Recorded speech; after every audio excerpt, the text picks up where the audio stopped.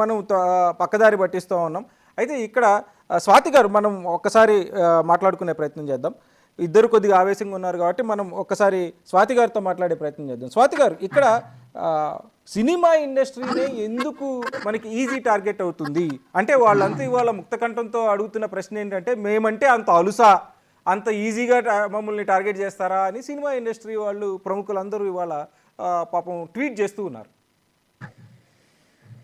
అంటే వాళ్ళు high public ప్రొఫైల్లో ఉన్న వాళ్ళు కాబట్టి వాళ్ళు కన్వీనియంట్ టార్గెట్స్ అవుతారు. వాళ్ళ గురించి మాట్లాడితే అంటే ప్రతి ఒక్కరికి వాళ్ళ లైఫ్ గురించి ఎనార్మస్ క్యూరియాసిటీ ఉంటుంది కదా.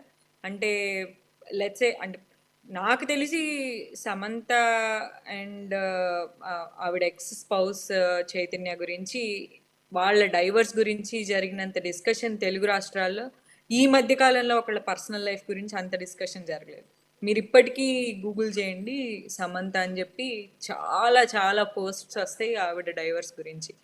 ఆవిడ ఎన్నోసార్లు నెత్తినోరు బాదుకుంటూ చెప్పారు, నేను మూవ్ ఆన్ అయిపోయాను, నేను కెరీర్లో సక్సెస్ఫుల్గా ఉన్నాను, నా నా లైఫ్ నాకు ఒక డైరెక్షన్లో వెళ్తుంది అని. బట్ మనకేంటంటే వాళ్ళ లైఫ్స్ మీద చాలా క్యూరియాసిటీ ఉంటుంది. విఐపి కల్చర్ మనకు అది ఏంటంటే, వాళ్ళు ఎక్కడో అందని మేడల్లో ఉంటారు, ఆ అద్దాల మీద ఏదో రాళ్ళు వేస్తూ ఉండాలి, దాని మీద చాలా సోషల్ మీడియా కంటెంట్, ఎన్నో వెబ్సైట్లు, వాళ్ళ లైఫ్ అంతా దాని మీదే ఆధారపడి ఉంటుంది. సో అది మనకి ఇప్పుడే కొత్తగా వచ్చింది కదా, ఇంతకు ముందర చాలా ఏంటది ఐ థింక్ సితారా ఇట్లాంటి పుస్తకాలు మ్యాగజైన్స్ రూపంలో వచ్చాయి. తర్వాత ఎక్స్క్లూజివ్ పేజ్ 3 అనే ఒక పేజే ఉంటుంది సెలబ్రిటీస్ జీవితాల గురించి. ఇప్పుడే సోషల్ మీడియాలో వచ్చి మనకి సో సెలబ్రిటీస్ వాళ్ళ జీవితాల్లో ఏం జరుగుతుంది అనేది మన సంహవ్ మన యాటిట్యూడ్సే అట్లా ఉంటాయి.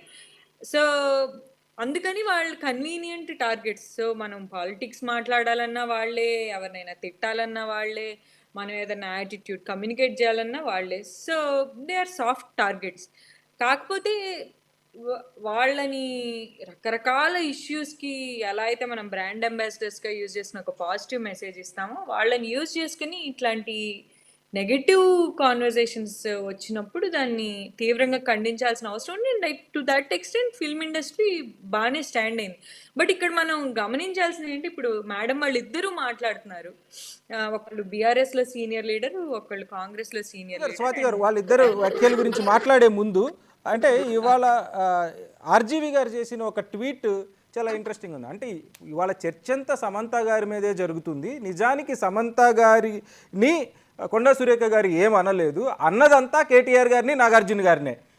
అటు చర్చ జరగకుండా సమంత గారిని ఏదో అవమానించారని ఈమెయిల్ ఆమెకి సారీ చెప్పడం, ఇదంతా నిజానికి ఆమెను ఏం అనలేదు కొండా సురేఖ గారు, అన్నదంతా నాగార్జున గారి ఫ్యామిలీని, కేటీఆర్ గారిని. అయితే మరి ఈ చర్చ ఆమె చుట్టూ ఎందుకు తిరుగుతుంది? ఎందుకంటే ఆవిడకి స్టార్డమ్ ఉంది కాబట్టి. అండ్ ఆర్జీవి గారు యూజువలీ అలాంటి వ్యాఖ్యలు ఎందుకు చేస్తారంటే, ఆయన ఏదో ఒక డిఫరెంట్ ట్విస్ట్ ఇవ్వాలనుకుంటారు కాబట్టి. సో ఆయన మార్క్ ఏదో ఒక స్టాంప్ వేసుకోవాలి కాబట్టి ఆయన అట్లాంటి కామెంట్స్ చేస్తుంటారు. But what he largely meant is also true. But comment చేసింది సమంత గురించే కదా. అంటే అది డైరెక్ట్గా ఆవిడ అన్నారా, ఇండైరెక్ట్గా ఆవిడ అన్నారా? మీరు ఆ కామెంట్ చూడగానే మీకేమనిపించింది, నాకేమనిపించింది, చాలా మందికి అనిపించింది, అదే ఫ్యాక్ట్. సో ఆవిడ ఎవరిని అనాలనుకున్నారనే సంబంధం లేదు, ఎవరిని వాడి అన్నారు. సో ఇక్కడ ఏంటంటే రెండు ఉంటాయండి కమ్యూనికేషన్లో, మీన్స్ అండ్ ఎండ్స్ అని. మీ ఎండ్ ఎవరినో కొట్టడానికి అవ్వచ్చు, బట్ మీ వాడిన మీన్స్ ఏంటి, అది కూడా చాలా ఇంపార్టెంట్ కదా. సో మనం మాట్లాడుతుంది ఆ మీన్స్ ఎంత ఎథికల్గా ఉండాలి, ఎంత ఫెయిర్గా ఉండాలి, పక్క వాళ్ళకి ఎంత రెస్పెక్ట్ఫుల్గా ఉండాలి అని. సో యా అంతే. బీఆర్ఎస్ లీడర్సు కాంగ్రెస్ మీద చేస్తున్న వ్యాఖ్యలు కానీ, కాంగ్రెస్ వారు బీఆర్ఎస్ మీద చేస్తున్న వ్యాఖ్యలని కానీ, నాకు ఇప్పుడు మేడం వాళ్ళ ఇద్దరు కామెంట్స్ చూస్తూ నాకేమనిపిస్తుంది అంటే వాళ్ళు పర్సనల్గా తీసుకోవద్దని రిక్వెస్ట్ చేస్తూ నేను ఈ కామెంట్ చేస్తున్నాను. నిజంగా వాళ్ళిద్దరికి సమంత ప్రైవసీ గురించి కానీ, సమంత గారి గురించి కానీ బాధ ఉన్నట్లు నాకైతే అనిపించట్లేదు. ఒక పర్సన్కు ఉండే ప్రైవసీని డెఫినెట్గా ఎవ్రీ ఇండివిజువల్ హ్యాస్ ప్రైవసీ. ఆ ప్రైవసీని మనం కాపాడుకుంటూనే మనం చర్చ డిబేట్ కొనసాగిద్దాం. వాళ్ళు కూడా అందులో భాగంగానే మాట్లాడాలని కోరుకుంటూ, సుజాత గారు, అంటే ఇక్కడ మనం బీఆర్ఎస్ వాళ్ళని విమర్శించేటప్పుడు లేదు బీఆర్ఎస్ కేటీఆర్ గారు పదే పదే స్త్రీలని అవమానించారు అన్నప్పుడు లేదు పాడి కౌశిక్ రెడ్డి గారి వ్యాఖ్యలు మనం చేసినప్పుడు ఈ వ్యాఖ్యలను కూడా అంతే తీవ్రంగా మనం చూడాలి కదా. మేమేమన్నా కాదన్నామా ఇప్పుడు? లేదు కాదన్నామా? లేదు సారీ ఒకటి చెప్తే సరిపోతుందా అనేది ఏం చేయాలి, ఏం చేయాలి నాకు చెప్పండి. వాటి మీద మహిళా కమిషన్ సుమోటోగా తీసుకున్నప్పుడు చెప్పండి. చెప్తున్నాను కదా, ఇంకేం చేయాలి? సారీ చెప్పకపోతే ఇంకేం చేస్తారు?